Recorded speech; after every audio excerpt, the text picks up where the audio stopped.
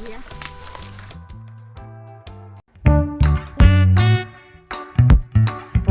Kami po'y paalis na, kasama natin si, ay yung pusa. Si Brent. Saan ka ba? Kay sasama sa amin, Brent. Kaaga mo din gumising, ano? Sa tayo papunta nga. Sa Kalamansian. Yun, huwag ka maiinip doon. Kami maghapon ni na Lula. Kami po ay papunta po sa area to. Ang kasama po namin ay si Lolo, si Lula, tapos itong si Brent. Oh, yan ang agang gumising. Gawa na pong kagahapon. Eh pagdating namin, kami sa lubong agad ni Brent. Sabi sa amin ay, Ate Grisa, ano, sasama kami palinang. Eh di ayun, eh sabi ko, aagahan mo gumising at kami maaga. Eh di ayun, sasama daw siya. Tapos nung tinawag naman po sa kanila, eh di ayun, gising na din at nakagayak na. Tayo, Brent, ay kukuha ng sili. Ate ko, tuwa-tuwa kayo kay Lola. Ito po yung mga aso-aso nga ng bibi. Kapakita po natin. Ay po yung si Payat at yung aso po doon. Yung pong sili dito lang natin kukunin sa kubo ni Kuya Kalayas. Andito yung sili na malapit-lapit. Naareho, oh. Yan, katabi lang nung pugo ni Kuya. Ito yung pugo, naari ang sili. Ayan, oh. Kukuha tayo. Ang panlalahok dun sa lulutuin namin. Okay na po itong apat at arimahalang na. Aba Lula, ilang araw lang di napapunta din. Ayan, ang laki na. Kailan nga pa tayo last pumunta din eh? Oh. Yan, ang bilis pala Lula, lumaki na ganun. Oh, ay tilos ari Lula eh. Ari ang Lara. Alin ba? Ito, ay ari tilos. Siling tilos pala, ari kaya sabi ko parang patilos nga. Aring ano Lara, o yan ang bilis sa lumaki. Ay, abi kami ilang araw lang ang hindi nakapunta ni Lula din eh. At kami pa ipaalis na uli.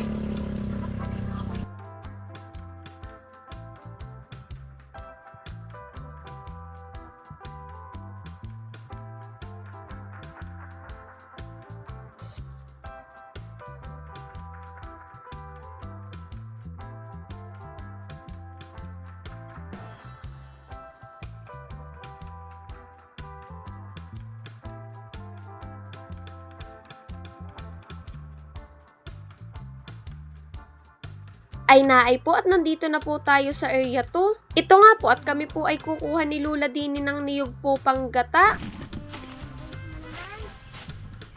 Ilan Lula ba ang ating gagawing panggata? 3. Ay masarap ngayon malapot. 3. Lula nagkabog pa, sorry. Ano Lulo, ari kaya yung niyog? May meron tayo din si Brento. Tak, tak, tak, tak, tak. At kaya luli ang niyog. Parang hindi Lolo naalog. Hindi naalog. At tatapa sa balat, masisira ito.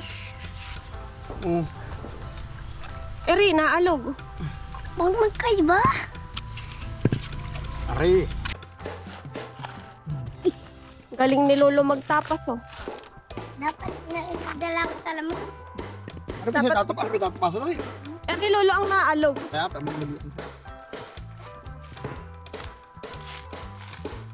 Naay po at pupunta naman kami ni Lula sa Lainan. Medyo masukal po dun kaya sana po hindi na po namin isasama si Brent. Kaso po gustong sumama ni Brent kaya po babantayan na lang po natin siya. Ano? Mabilis. Mabilis. Hinakuha na ako mali. Yan. Kami po'y mangunguha ng lain. Dito ka na lang Utoy, sa hawan, oh. Dami oh. Diyan ka na lang sa hawan, yan. Yan, wag ka nang sumunod din eh. Mga ahas. Kami, yan oh, lainan. Kami magpapangat. Pinangat. Ayan, ulain. Paano lula yan? There's basta-basta kinukuha na din o pinipili din? Aba, pinipili. Mura. Ay, yung mura ay hindi pala ako pwede diyan at baka kung ano-anong kuhain ko. Mura na rin na. Yung pala yung pinipili din na mura. Hindi na, oh. Tapos lula, sa isang balot, ilang pirasong lain? Mga ano, mga arite, ay hindi ko na rin nabilang. Binibilang ko nga, saraan ko. Mamaya. Teresa. Po. Ulagay ari doon sa palanggana. Yan na isang balot. Isang balot na to. Ganto kakapal ang isang balot pag nagpipinangat. Wag ka pong pupunta dun. May crocodile po dun. Wala pong crocodile din eh. Yun po, oh. May dagat.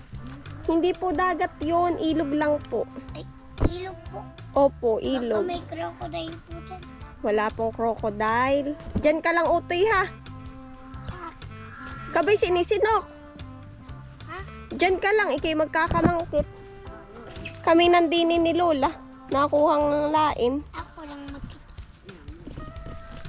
Dini o sa kay Lolang Pesto, madaming mangkit. Uy, Naagsan pa ng ano. ang layo. Tara pa rin. Nakaiwan niyo ako. Baka sundan ako na ga. Ganda na Ano ko yung gagawin diyan? Suka. Oo. Ayos siya. Ayos pa ba? Makaruli ko na yan, tumatami. Yan ay kuha namin ni Lola dun sa ano eh. Kumuha doon sa takad. Oo nga, meron dun isa. Nakakalo.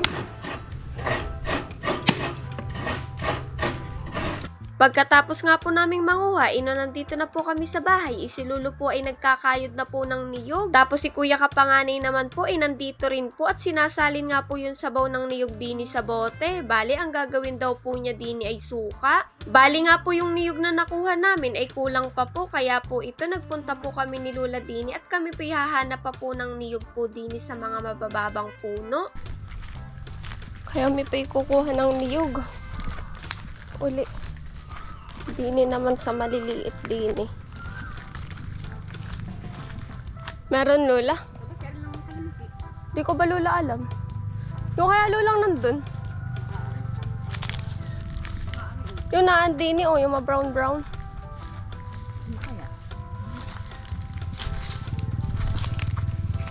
Yan, niyog kaya yan. Dito po sa punong ari, hindi po talaga namin sure kung alin nga ba dito yung niyog. Kaya po ito at lumipat nga po kami sa ibang puno. Kumbaga po, itansya-tansya din talaga namin at hindi nga namin alam hanggat hindi mabubuksan kung alin nga ba dun ang Pero niyog. Kanina po, nung nangunguha po kaming lain, may nakita nga po si Lulang isa. Sabi ni Lula, niyog na nga daw yun at sigurado daw siya. Kaya bali po, yun po yung aming kukunin ngayon. Kayo po, any tip po kung paano po malalaman kung niyog nga ba o buko nga po yung nasa puno? Ay naay nga po at medyo mataas nga po itong niyog. Kaya sabi ko kay Lola, dapat pala nagdala nga po kami ng pangkawin. Tapos ito at sabi naman po ni Lola, siya naman daw po yung magtatry. Ingat Lola, baka kay maano.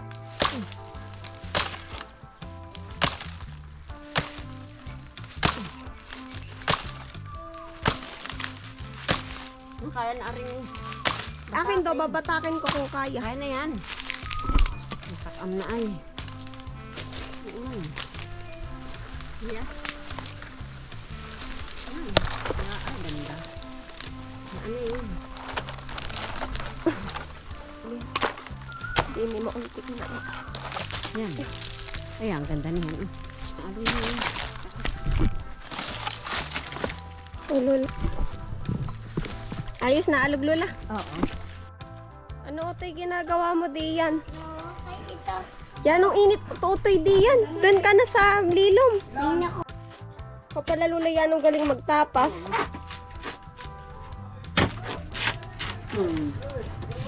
Abay ayos. Panggata na ano. Ganda.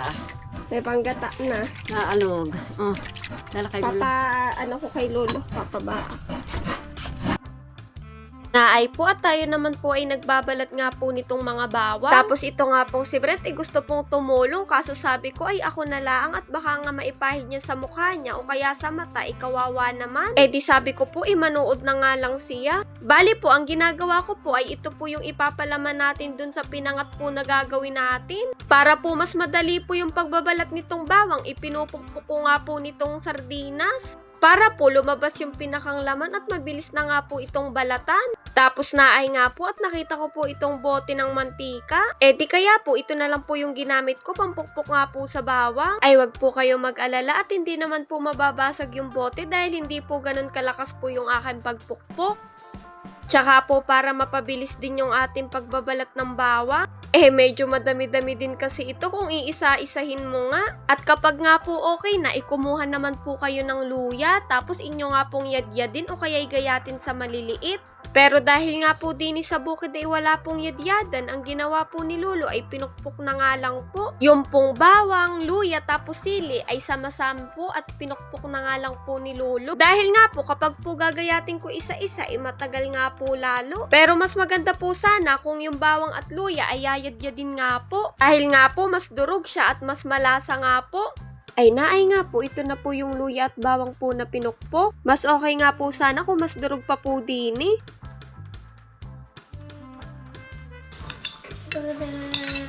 Tapos sardinas. Di pa ako init. Pangkopang. Yung iba pong bawang at luya ay medyo malalaki pa po yung piraso. Kaya ang ginawa ko po ay hinati-hati ko na lang po yung iba. Tapos nung okay na po, inilagyan na nga po nitong dalawang sardinas. Pagkatapos po ay hahaluin lang po natin ng maigi at dudurugin po yung mga sardinas. Pero pwede din pong ilahok din ay giniling na karne imbis po na sardinas. Nasa sa inyo naman po kung ano po yung inyong ilalahok. Tsaka po sa ibang lugar hindi din po nila alam yung pinangat. Kapag ganito na po yung itsura ay okay na nga po at ito nga po at ibibigay ko na nga po ito kay Lolo. Tapos yun nga po, nalimutan ko po palang lagyan nga ito ng asin tapos kaunting bitchin, pampalasa po. Pagkatapos po ay gagataan nga po are. Ito pong paggagata ay hindi nyo po lalagyan ng tubig. Bali po, yung pinakang katas po nitong gata, yun nga po yung ihahalo din sa ating pampalaman sa pinangat. Kaya sa buong gata. Puro. Puro na yung po. Puro yun. Tapos ilalagay dito. Yun ang pangpailalim.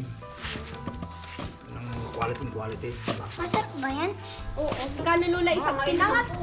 Baka 50 isang pilok. isang pinangat. Aba. Kaya rin 55 at may masarap hindi ba hindi magawa. Ano? Kami ganito magawa di. Kami lagi nagawa ng ulam dito. Kami lagi sama. 11, 12. Ay wala na ay. Ayos na yan. Ay, quality. Isang sardinas ay ano? Isang sardinas ay ano? Ani-anim na balot isang sardinas. Ay, dalawa yung naandin eh. Mukha bibigan yan pag itumanda na ganito. So, ayan sa pamila ay. Yung purong-puro pala Lula yan, Lolo. Ano? Luwa ni Ina. Sarap. Ang ganyan. Luwa ka Masarap din Lula ng dating ginawa mo pa Wala lang. nakabawas ng kaunti yung bang bago. Sapan. Ito na may nagluluto lang ay mga Ay, hindi. mahirap. Walang amoy yung niyo. Wala. Wala. Mahirap Wala, lang nagluluto ng ganito. Ay mayaman niya bigay. Nung matapos na pong ilagay yung gata, ay atin lang pong hahaluin. Tapos itatabi po muna natin. At dini nga po ay nakuha po ako ng tubig para po sa malapot na gata. At tingnan nyo naman po si Brent at busy nga doon sa pagtatali ng gate. Eh, para daw po walang makapasok kaya tinatalian niya ng straw. Ito naman pong straw na hawak ko ay akin nga pong huhugasan ng maigi. Dahil ito po yung gagamitin natin pang tali nga po din sa pinangat. Ito naman pong straw ari ay bago pa at hindi pa po nagagamit. Huhugasan lang po natin para po sure po na malinis dahil itatali nga po natin sa pagkain. Ito nga pong straw ay hinati ko lang po sa 12 pieces. Tapos tinabi ko lang po din tapos ito nga pong unang gata ay itatabi ko lang po din sa may lamesa. At ari po, kukuha naman po ako ng tubig para naman po sa pangalawang gata po na atin pong gagamitin pampalambot po ng ating pinangat. Sa panggagawa po talaga ng pinangat talaga pong matagal at maproseso kaya kailangan po tulong-tulong kayo magluto para po mas mabilis matapos. Sa pagkuha nga lang po nitong laing, talagang matagal na po. Tapos sa pagkakayod po, pagpipiga, ay talaga po maproseso po yung panggagawa na rin. Kaya po, talagang madalang din talaga si Lulang magluto na rin, lalo na kapag solo lang siya. Dahil nga po kapag solo ka lang po, ay aabutin nga po baka ng ilang oras.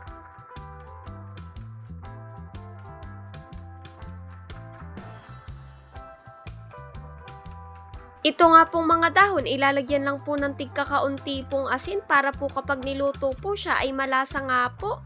Pagkatapos po ay kukuha po tayo ng isang dahon ng laing. Ibibilo po natin ng ganari at dito po natin ilalagay itong pampalaman nga po. Tansyahan lang po kung gaano po kadaming palaman po ang ilalagay ninyo. At kapag okay na po ay ibabalot lang po ng ganto tulad po ng ginagawa po ni Lula. Bali po, si Lula po yung nagbabalot at si Lulo naman po yung nagtatali na rin.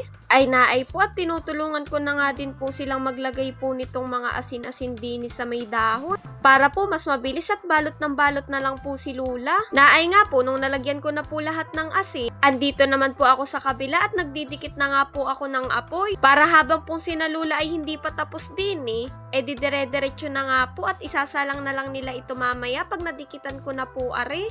Ito po ang itsura po ng pinangat, tapos pakukuluan lang po natin yan. Tapos ito pong natira po na pampalaman ay ilalagay po natin yan kapag po maglalagay na po ng palapot mamaya. May natira pa nga pong 3 balot dun sa may kawali, pero yan po isasama natin mamaya pag po naglabog-labog na po itong mga nakasalang dini.